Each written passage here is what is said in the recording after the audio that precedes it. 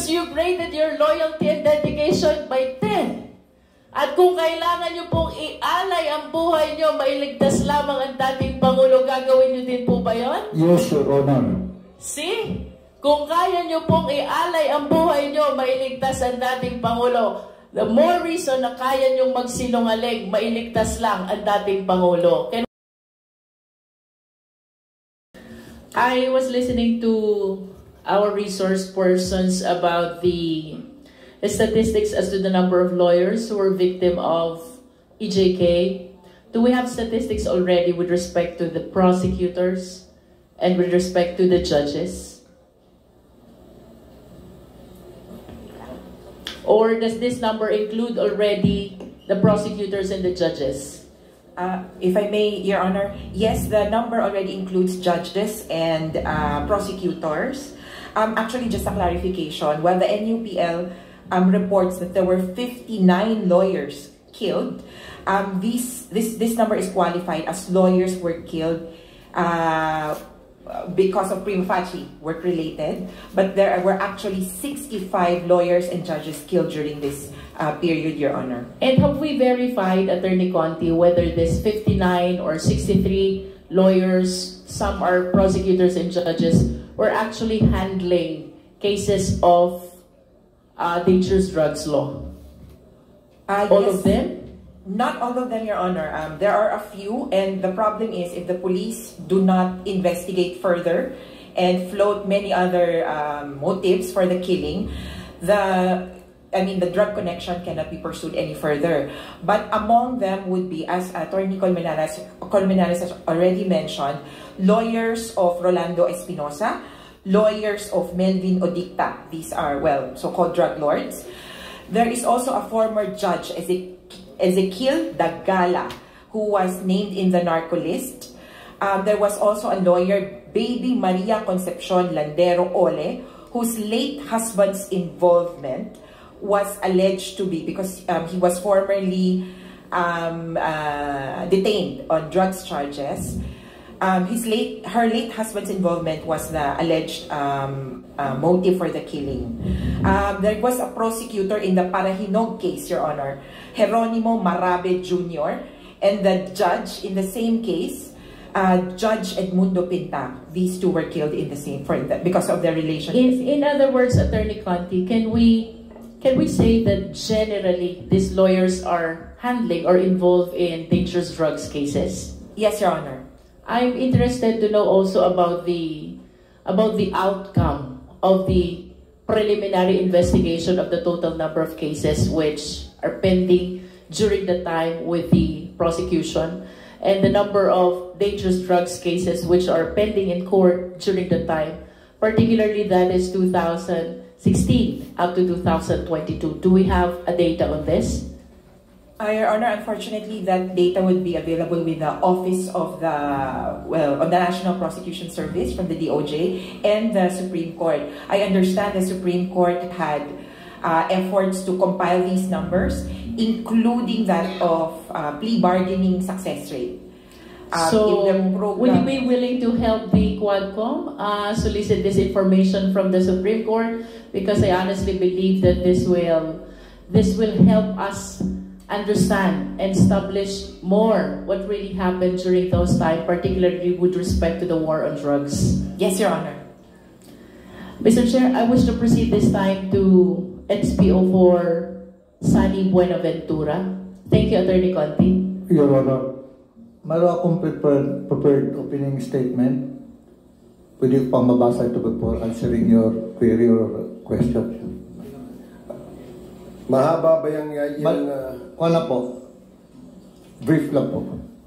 Pwede bang malaman kung tungkol saan yung iyong opening statement, Mr. Yung tungkol po yung sa affidavit ni Colonel Garma accusing me of giving money as a reward. What is the pleasure of the body? Would we allow Mr. Buenaventura to deliver his opening statement with regards to, I believe it is his answer to the accusations by Colonel Garma, tama? Yes po. What is the pleasure of the body? In the spirit of fair play, Mr. Chair, I think we should, but just short. Okay, Make it short, Your please Honor. make it short. Mr. Chairman, He has already, you have taken your oath, correct? Yes, Your Honor. Mr. Chairman, anyway, I don't have any argument with regards to the reading of the prepared statement of Ms. SPO for Sunny Binaventero. But next time, to all those resource person, dapat po, papadala niyo po mas maaga dito. That's the protocol that being established in this committee. Thank you, Mr. Chairman. Thank you, Congressman Paduano. So please make it short, Mr. Binaventura. Thank you, Your Honor. Good afternoon, Mr. Chair and members of the committees. I am Samson Antioquia Buenaventura, a retired police officer with the rank of Senior Police Officer 4. I retired from the police service noon pa pong December 31, 2008. Mula noon, namuhay na po ako bilang isang sibilyan. Dati po akong security driver ng dating Mayor Rudy Duterte sa Davao City na naging presidente ng Pilipinas. Sa totoo lang po, right after my retirement, hindi na po ako naging security driver ng dating MRRD. Dahil po ang gusto niya ay isang police officer ang maninilbihan bilang driver niya. Kaya mula po January 1, 2009 hanggang noong campaign period na tumatakbo siya bilang presidente ng Pilipinas at nanalo siya, hindi na po ako nakakasama sa kanya. Hanggang ngayon po, Your Honor, Mr. Chair. Sa mga sinasabi nila at lahat lang akusasyong idinawit nila sa akin, wala pong katotohanan lahat ng mga yon. Nanood po ako sa Quad Committee investigation at lumabas at binanggit ang pangalan ko from the affidavit of Colonel Royena Garma. Ayon sa affidavit niya, nakatanggap siya ng pera mula sa akin at sa dalawa pang tao na binanggit niya na sina Sergeant Swan at isang alias Boy Alsi bilang reward money para sa AJK na nangyayari dito sa ating bansa. Sa akin, hindi po totoo. Yan po ay hindi totoo. Sa mga naririnig kong mga napag-usapan sa Quad Committee investigation na may kinalaman kay Colonel Garma, tulad ng nawawalang pira sa PCSO, mga kamag-anak niya, pati anak niya na pinapasok ng trabaho sa opisina ng PCSO, mga ari-arian niya sa labas ng bansa at dito sa Pilipinas, mga nangyayari sa Cebu ayon sa dating Mayor Tami Osmeña at kung ano-ano pang findings laban sa kanya. Itong mga pinag-usapan ito marahil ang dahilan kung bakit idinawit niya ang pangalan ko. Inakusahan niya ako na nagbibigay ng reward money for AJK para ilihis lang ang investigasyon laban sa kanya. At upang maging mas kapani-paniwala, sinabi niya na siya ay nakatanggap ng 3 beses mula sa akin na reward money para sa AJK. Your Honor, Mr. Chair, sangayon po ako sa mga sinabi ni Honorable Congressman Ako sa matrix na ginawa ni Colonel Garma, kung saan wala at hindi kasama ang pangalan niya sa lahat ng kinasasakutan niyang issue. Iniwas niya ang sarili sa investigasyon. Gawa-gawa lang niya ang lahat para makaiwas siya sa lahat ng mabibigat na issues laban sa kanya at kinasasangkutan niya. Your Honor, Mr. Chair, Colonel Garma should not accuse anybody to save herself. She has to prove every accusation she makes with evidence, hindi lang sa salita o sabi-sabi niya. Maraming salamat po sa inyo, Mr. Chair and members of the committees. With the permission of the chair. Yes, please proceed. Mr. Buenaventura, Yes, Your Honor. taga saan po kayo? Saan po kayo nag-originate or where were you born and raised? Davao City po. Davao City. Yes po. At I understand you're a police officer before your retirement. Saan po ba kayo nag-aral ng pagpupulis? Davao City po. Davao City rin po. And kayo po ba ay mayroong sariling pamilya? Yes, Your Honor. May asawa at anak po kayo? Yes, Your Honor. Tagasan po ang napangasawa nyo? Taga Davao din po. Going back to your police career, sir, saan po ba yung unang assignment nyo? Turil Police Station po. Saan po yon? Sa district ko, 3rd District of Davao. Turil Police Station, Turil, Davao City. Turil, Yes, Davao yes, City. Your Honor. Anong taon po ito, sir? May 16, 1978 po. 1978. Pagkatapos po ng assignment nyo sa Turil, saan po ang sumunod? Tugbog Police Station po. Bugbog? Tugbog, Mintal, Davao City. Tugbog. Police Station, Mintal, Davao City. Sa Davao din po ito? Yes, Your Anong Honor. taon po ito? Hindi ko lang maalala, Your Honor. Can you please give an approximate year? 1980s. 1978. I think 81. 1981. I'm not sure, Your Honor. I'm not sure. Maybe. Pagkatapos po ng Tugbog, sir, saan po yung sunod na assignment nyo? Sa Davao City. Saksa. Sa Davao City. Sasa. Sa Police Station, Davao City. And can you please cite also the approximate year? I'm not sure, Your Honor. Maybe 1983. Not sure, Your Honor. 1983. After Sasa, saan po kayo sunod na na-assign? Doon na po kay Kwan na naging security driver na po ako ni then Mayor Rudy Duterte po. Maari niyo po bang ikwento sa amin kung paano kayo napunta kay President Duterte during that time? Mayroon pong order from Davao Metro Discom then na i-assign ako sa City Hall under Mayor Duterte's term. Whose order was that, sir? Davao City Police Office po. So the order came from the Davao City Police Office. Napunta po kayo sa Office of the City Mayor. That was 1988. 1988. And starting from 1988, you worked for Mayor Duterte. Can you please describe to us ano ho bang naging nature ng trabaho nyo sa noon ay Mayor Duterte? Security driver po. Security driver. And Yes, Your Honor. I wish to believe that as security driver, sir, kayo po ay halos 24/7 kasama ni Mayor Duterte. Yes, Your Honor. Paari niyo po ba siyang ilarawan? Anong klase po bang principal or VIP si Mayor Duterte? Simula noong 1988 hanggang 2008, kung saan kayo po'y nagtrabaho bilang driver security. Para sa akin po, mabait po si Mayor Duterte. And can you please share some incidents kung paano niyo po na-conclude na mabait si Mayor Duterte? This is 20 long years and I am sure marami ho kayong pwedeng ibahagi sa amin. Ano po yung personal nyong experience? Why you are saying mabait na principal si Mayor Duterte? Ganito po, minsan kung gabi magpatrol, may madaanan kaming tao, tanungin niya kung saan ka mag-uwi. We are in the morning. Tapos sabi niya, pakilala siya, Mayor Duterte, saan kayo mag-uwi? Para hindi daw matakot.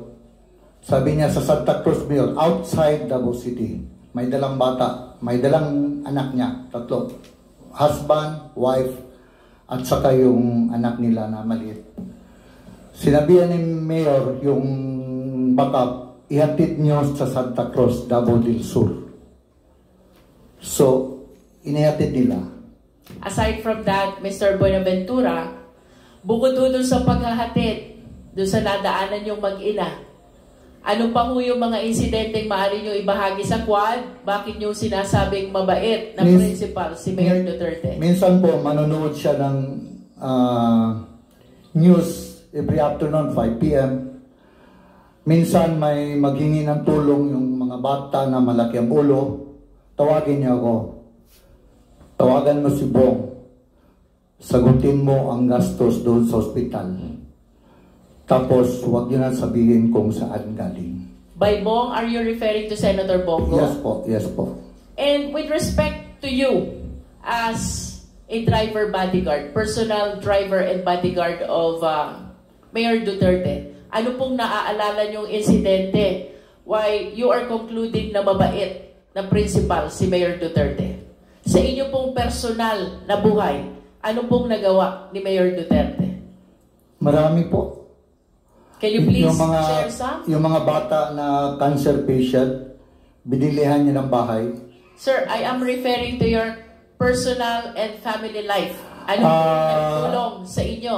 Yung asawa ko po, kasi yung asawa ko may cancer, breast cancer po. Tapos sabi niya, anong problema mo? Sabi ko, okay lang sir. Sabi ko, okay lang. Tinawag niya si Bong, Bong, tulungan mo si Sunny.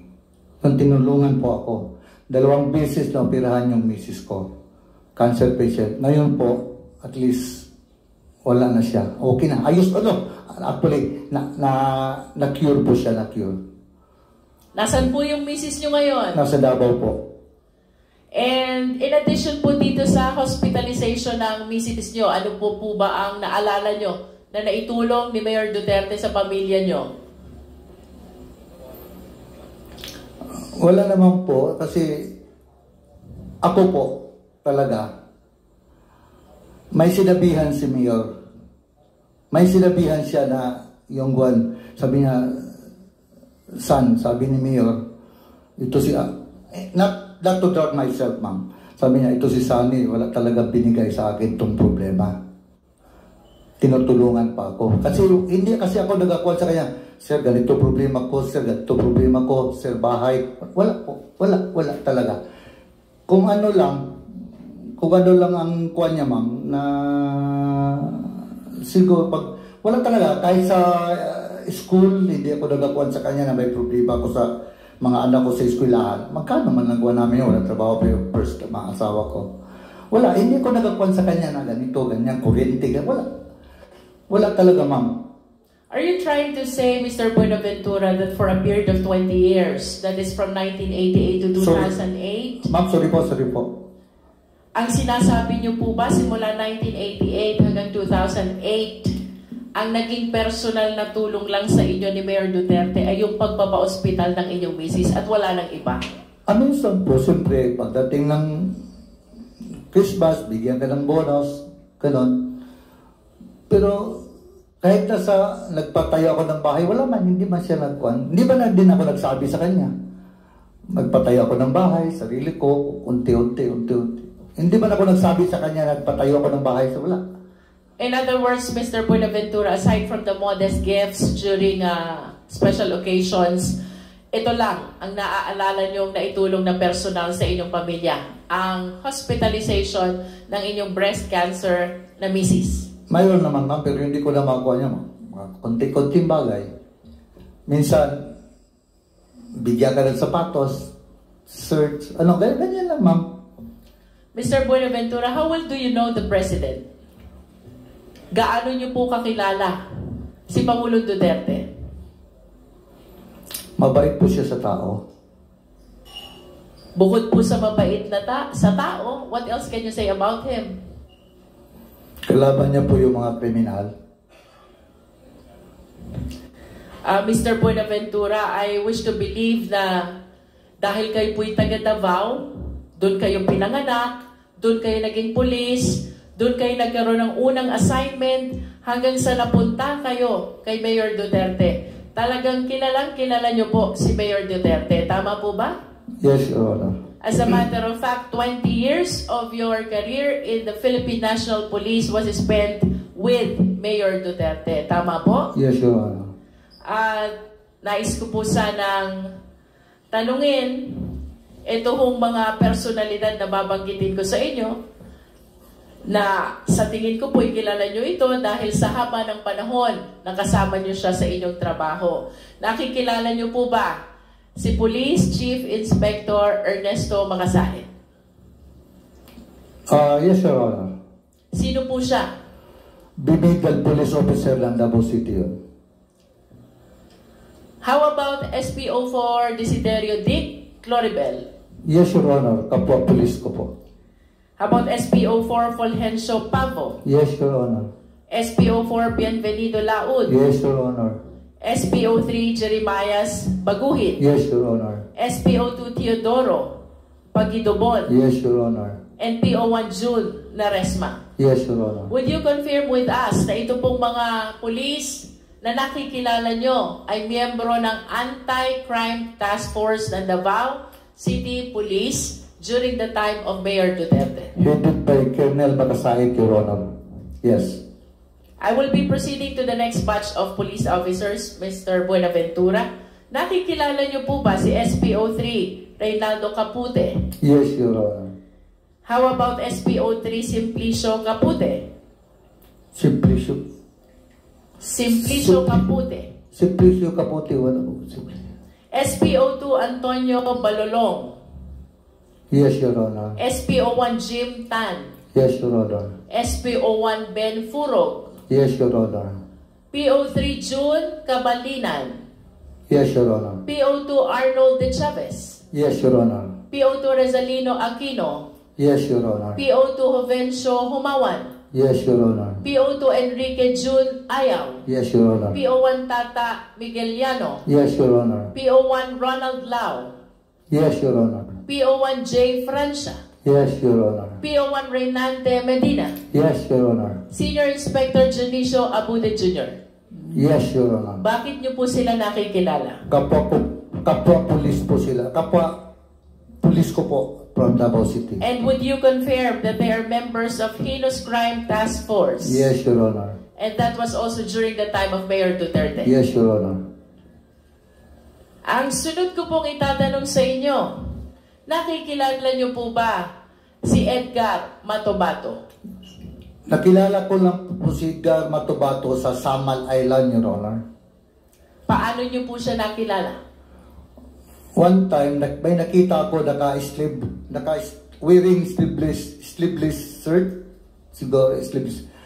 Nakita ko, may tao kasi, siyempre, pulis ako, may nakita kong tao naka-sleeveless, naglakad, na naka-holster ng 45. At pumunta siya sa isang sasakyan na yung owner type jeep.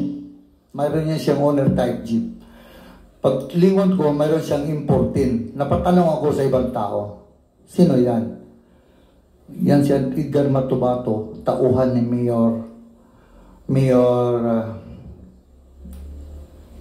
isang mayor ng Samal. Mayor ng Samal, Edgar Matobato ang Antalan. Mayor Antalan, Your Honor. Nabanggit niyo po na nung una niyong nakita si Edgar Matobato ay siya'y may dalang armas? Naka-holster, Your Honor. Walang cover, labas ang 45. Labas ang 45? Yes. At may nabanggit pa po kayong isang armas? M14. M14. Yes, Nalalaman niyo po ba kung si Edgar Matobato ay kapwa niyo pulis? No. And Sabi na, ano yan, police? Sabi ko. Kasi naka-react lang po ako dahil police ako na may nakita akong may armas. Ano yan? Bata niya, Mayor Antalan. I understand that you were a police officer during the time, Yes, Your Mr. Honor. Buenaventura. Did you not bother to prompt Sabi kasi Edgar nila, Matobato? sabi nila member ng CHDF, Ano po yun? Civilian Home Defense Force, Your Honor. Saan po ba naka-attached itong civilian force? Civilian Police Force. Home Defense Force. Army po yun sa Army. Civilian Home Defense Force. Yes, Your Honor. Saan po ba attached itong Civilian Home Defense Force? Sa military po, Army. Sa military po. Yes, But you Your Honor. were saying kanina na siya ay bata, tao, ng mayor ng Samal. Tama po ba yun? Tawan siya ng Mayor ng Samal. Ano pong pangalan ng mayor ng Samal? Mayor Antalan po. Nalalaman niyo po ba kung ano itong Civilian Force Multiplier? Yes, Your Honor. Ano po ba itong Civilian Force Multiplier? Home Defense Force yun under the Army. Under the Army. nalalaman nyo din po ba na kayo ay kilala ni Edgar Matubato? After na, Your Honor, after noon. Yung first time nakita ko siya, after noon, nakilala niya rin ako na isang pulis. Kaya, Kilala po kayo ni Edgar Matubato bilang boss doon sa grupo ni Mayor Duterte. No, Do you no. confirm this? hindi naman boss, Your Honor, security driver lang po ako. Pero, security driver. would you confirm na kayo po ay kilala ni Edgar Matubato bilang isa sa mga tao Isang ni Mayor pulis po, Duterte? isang pulis. And would you confirm also that for quite some time itong si Edgar Matubato ay naging tao din ni Mayor Duterte? Hindi po. Not at any point in time. Narinig ko yung sabi niya na naging security siya ni Mayor Duterte. Hindi po totoo yan. Hindi totoo. Na naging security siya ni Basti, naghatid sa eskwelahan. Hindi po totoo yun. Hindi po totoo. Ang security ni Mayor Duterte, puro pulis. Mr. Buenaventura, may mga babanggitin pa rin po akong pangalan dito. Yes, Your Honor. Nakikilala niyo po ba si Chris Lanay? Chris Lanay. Hindi ko makuha, Your Honor. Si Andong? Hindi ko kilala, Your Honor. Si Jopet? Hindi, Your Honor. Si Alvin Laod? Pulis din yun, Your Honor. Alias Boboy Maldito? Hindi, Your Honor. Alejandro Casas alias Toothpick? Bata ni Juan yun, Your Honor, ni Las Cañas. Si Boy Pondoyo alias Boy Chacha? Sa City Hall po yun, Your Honor. Alias Inchik? Hindi ko kilala, Your Honor. Jerry Troso? City Hall po yun, Your Honor. De La Serna Brothers? Hindi ko Sina kilala. Ayan, Yoyin at Jongjong? Hindi ko kilala, Your Honor. Duhilag Brothers na may pangalang Roland, Yanyan, Alan at Valentin? Hindi ko kilala, Your Honor. Ayon po sa ating mga source, Mr. Buenaventura, ang mga nabanggit pong pangalan ay mga miyembro ng Davao Death Squad. At ito po ay ayon kay Arturo Las Cañas. Ano pong masasabi nyo rito? Yan po ang sabi ni Las Cañas, Your Honor. Dahil sila, nasa heinous crime sila. Ako, security driver lang po ako ni Mayor Duterte. Wala akong buwan doon. Isang unit sila doon sa police. Dito lang ako sa kay Mayor Duterte. Do you confirm that the Davao Death Squad exists? Yun sa newspaper, sa media. Do you know Arturo Las Cañas? Yes, Your Honor. Do you know Jose Basilio? No, Your Honor. Las Cañas, Basilio, and Matubato. All of them are members of DDS, Davao Death Squad, and they are identifying you bilang taong dinadaanan ng mga orders ni Mayor Duterte. Ano pong masasabi nyo dito? Ganito po yun, Your Honor. Heinous crime headed by Colonel Makasait. Si Colonel Makasait, SPO4 lang ako. Dati SPO3 pa. SPO3 pa ako. Kung ako mag-order sa kanila, Your Honor, Colonel Makasait, bumidal police officer ng Davao City, makaniwala sa akin yun. Maniwala sa akin yun si Colonel Makasait. Mr. Chair, Yes, Congressman ako. maniniwala sa iyo. Kasi ikaw ang palaging kasama ng mayor. Pero hindi Pero ako... naman talaga, di ba? Yes, sir. As driver security, Your Honor.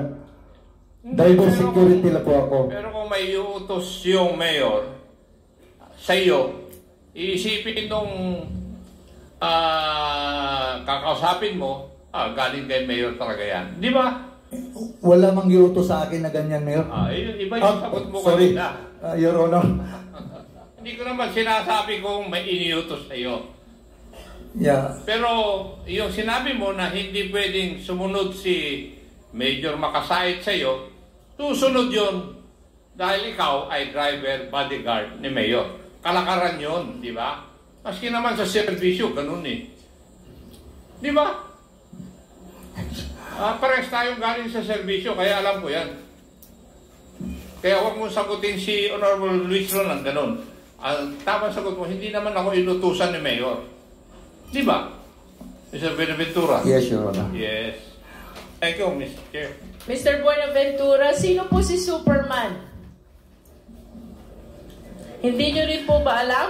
Yun ang call sign ni Mayor. Doon may radyo pa kami, Superman. At least you confirm Yes, Your Honor. that Superman is Mayor Duterte. Yun ang call sign niya sa radio. Yes, and he is actually called Superman by DDS. Do you confirm that? I do not know, ma'am. I do not know. Hindi Sa amin mo lang yan, alam? ma'am, sa radio. Sa radio, ma'am.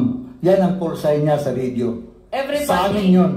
Everybody in DDS call Mayor Duterte as Superman. Sino pong DDS, ma'am? Mr. Buenaventura, Yes, Your Honor.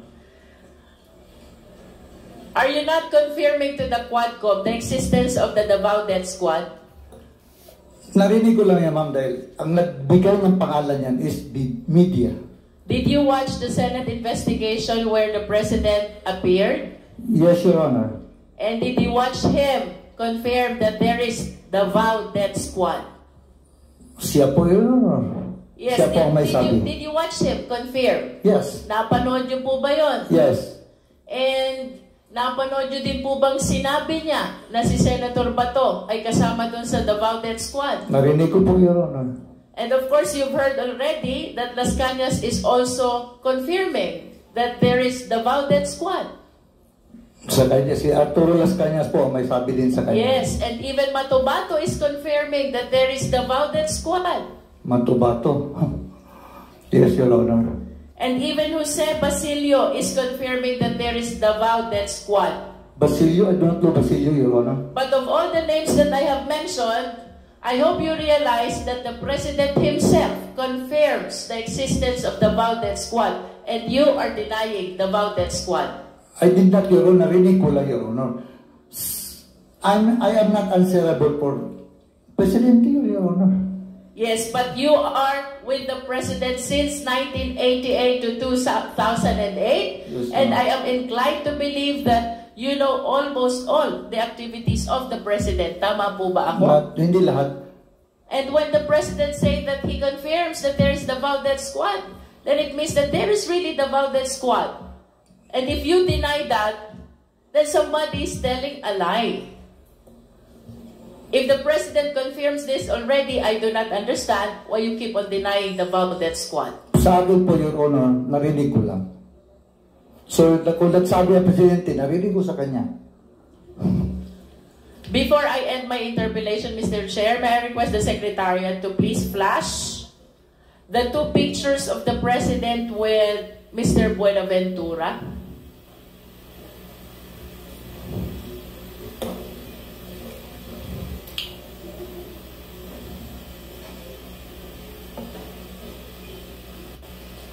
Can we have the two pictures, Secretariat, please? This is only to bolster the fact that Mr. Buenaventura has been with the President since 1988 up to 2008. And for 20 years that he was working with President Duterte, then Mayor Duterte of Davao City. I wish to submit, Mr. Chair, that he is aware of all the activities then of Mayor Duterte.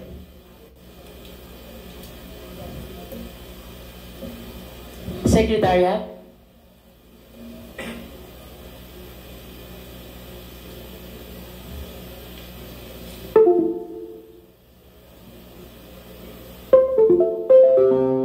For my last question, Mr. Buenaventura, ang sabi niyo po kanina, mabait si Mayor Duterte. You confirm that? Yes, Your Honor. Kung ibabalik ko po yung inyong nakaraan, and if you will be given the choice, sino pong gusto nyong maging principal nyo ulit? Si Mayor Duterte po ba ulit? Yes, Your Honor. That's how you admire, idolize, respect, and care for the former president. Tama po ba? Yes, Your Honor. And in a scale of 1 to 10, Mr. Buenaventura, if we will be assessing your loyalty and dedication to the former president, paano nyo ho ba grade-gradean yung level ng loyalty, dedikasyon nyo sa former president? 10. 1 being the lowest and 10 being the highest. 10. And with a grade of 10, you will not say anything that will harm the president, yes or no? Sorry, ma'am. And with a grade of 10, ibig sabihin, yun po ang pinakamataas na loyalty dedication na ibinibigay nyo sa president. You will not say anything that will harm the president. Yes. Yes, Your Honor. To the extent that you will make misrepresentation to save the president, yes or no? Sorry po, but what do you mean, Your Honor? To the extent that you will be making misrepresentation to save the former president. Tama po ba yun? Yes or no? Yes, Your Honor. With that, Mr. Chair, then I wish to believe that the representations that he is giving Mr. to us Chairman, right now can you kindly translate not that to entirely Tagalog? Para Mr. Buenaventura, sorry. kanina po tinanong Sorry, ko ma'am. kayo Sorry, Your Honor. kung atin pong gragraduhan ang inyong loyalty at dedication sa inyong naging principal for a period of 20 years. 1 is the lowest and 10 is the highest. 10 po. Ganun po kataas ang loyalty at dedikasyon nyo sa dating presidente. Tama po ba? Yes, Your Honor. At dahil sa napakataas ng inyong loyalty at dedikasyon sa kanya, hindi po kayo magsasabi ng kahit na anong ikakapahamak niya. Tama po ba o mali? Tama po. At kung kailangan nyo pong magsinungaling, magsisinungaling kayo, mailigtas nyo lamang siya. Hindi po. Tama po o mali? Hindi po. Because you are loyal and dedicated to the former president. Wala At po. kung kailangan nyo pong magsinungaling to save the former president, gagawin nyo rin pong magsinungaling. Tama po o mali?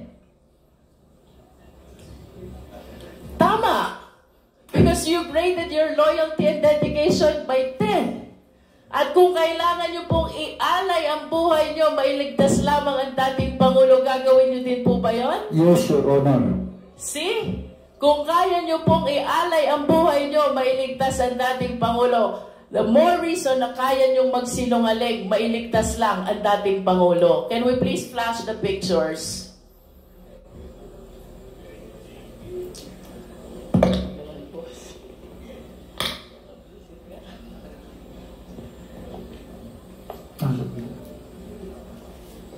Next picture, please.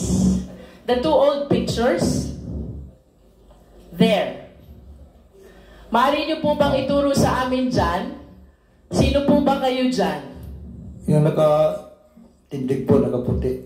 Yun pong nakatayong nakaputi. Yes, Your Honor. Sino po yung may bilog doon sa gitna?